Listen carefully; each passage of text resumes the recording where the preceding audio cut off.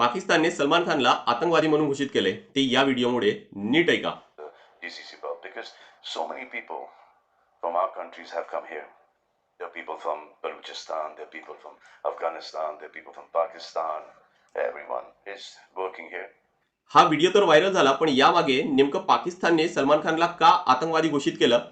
कारण सलमान खानने पाकिस्तान आणि बलुचिस्तान असे दोन नाव वेगवेगळे घेतलेत. हे दोन देश वेगवेगळे आहेत असं उल्लेख केला आणि म्हणून असं म्हटलं जातंय की पाकिस्तानने सलमान खानला जे टेरिसची त्यांची जी काही शेड्यूल आहे, आय गेस 4th शेड्यूल आहे, त्यामध्ये त्यांनी ते ऍड केलंय. पण इंडिया टुडेचा एक आर्टिकल मी वाचत होतो, एक न्यूज होती ज्यामध्ये इंडिया टुडेने हे म्हटलंय की पर्पोरेटेड नोटिफिकेशन डेटेड ऑक्टोबर 16, 2025 म्हणजेच काय की असं एक नोटिफिकेशन जे पर्पोरेटेड आहे, म्हणजे जे खरं आहे असं भास करवत आहे.